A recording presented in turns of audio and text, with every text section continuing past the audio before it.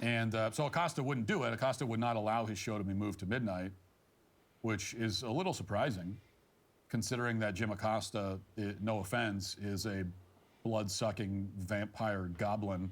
So you'd think that midnight would be perfect for him. Hello everybody and welcome back to the channel. As you can see today we are on Matt Walsh's show and he is talking about Jim Acosta, who quit his show on air, his CNN show on air, and flounced out because he was outraged that CNN had asked him to move his show from his morning slot until midnight. And as everybody knows, CNN's ratings have been tanking for years now. And several people have been let go, notably, who was it? What's his face? Cuomo and Don Lemon.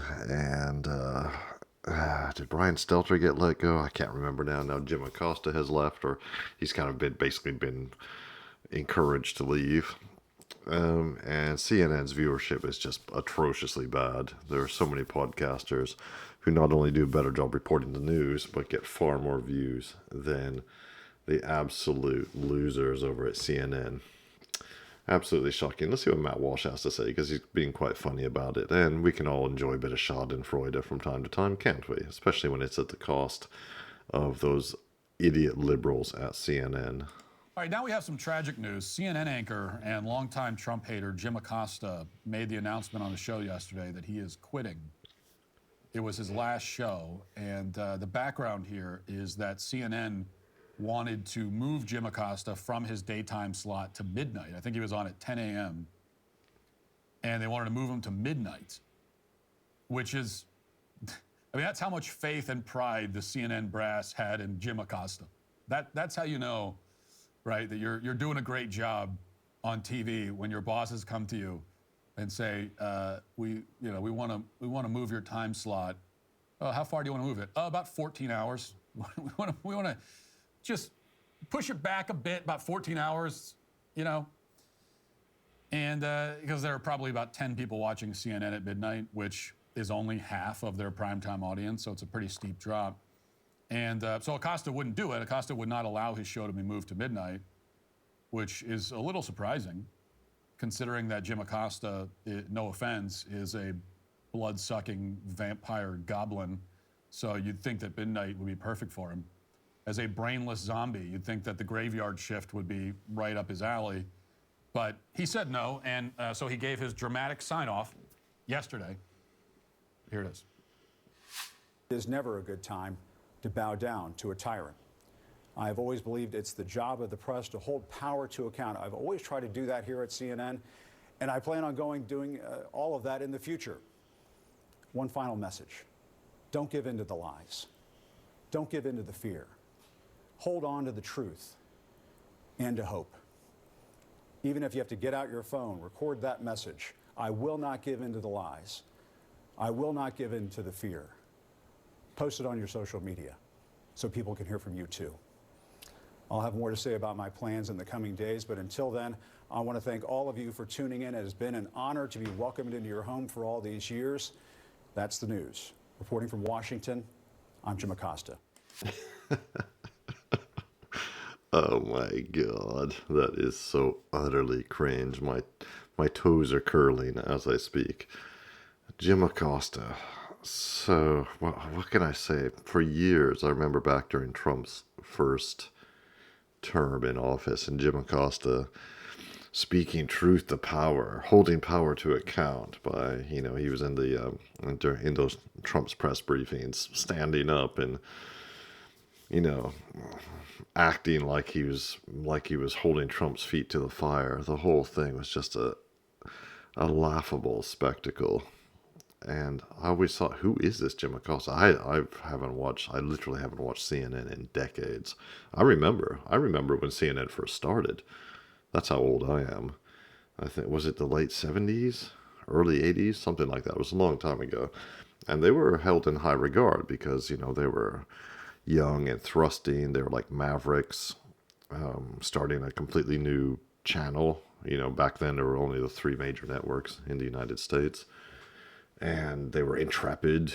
They sent reporters all over the place into war zones, just everywhere. Everywhere something was happening, a CNN reporter would show up. They really did have that energy, and they were highly respected for many years. Just, they came across well. They had an audience. And as we know, CNN, I guess this is still the case. You go into an airport and every TV has CNN on it. Or at least it was like that for many years. But now they're just an absolute laughing stock. They really are. Just pretty much like most of the legacy mainstream media. I mean, they became they were upstarts, but they became part of the legacy media.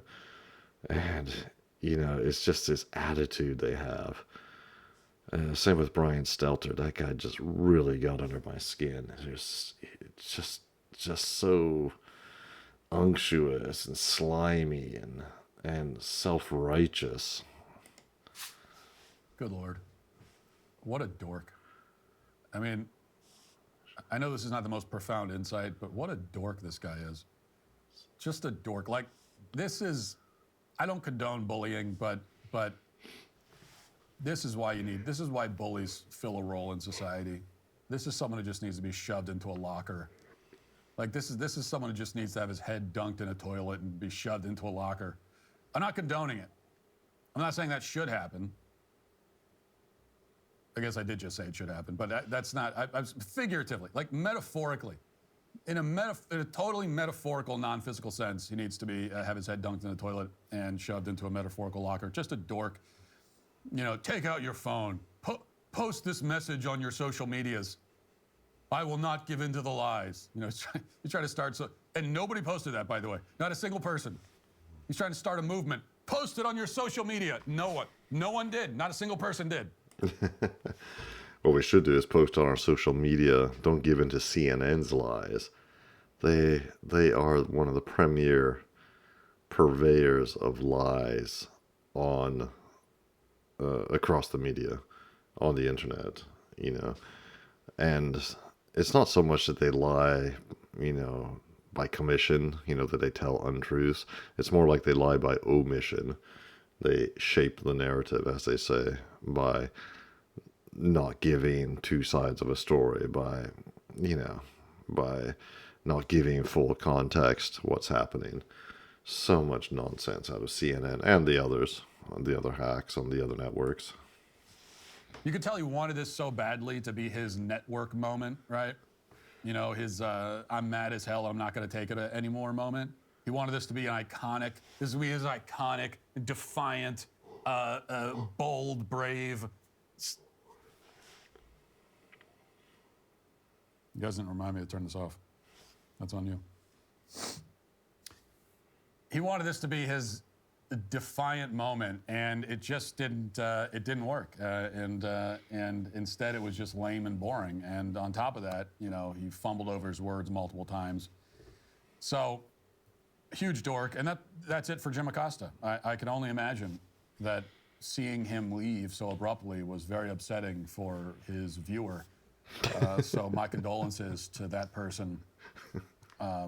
And we'll wait to see what Jim Acosta does next. I mean, no one is waiting to see what he does next. Nobody cares. No, nobody cares. I'm sure he will try to do something next, and I am 100% sure that whatever he tries to do, if it's some sort of, alternative news thing, that it's gonna fail. It's just gonna fail dreadfully, and who knows, he might be hired by one of the other networks, but they're all failing too. So, I don't think they have room to hire somebody like Jim Acosta, but it will be interesting to see what he does. Just, it's a hell of a time we're living in. It really is. There's a lot going on. As I record this, it's Trump's third week in office in his second term. And every day the guy is just like a man on fire. And it is incredible. Every day he's dropping something. So what was it today?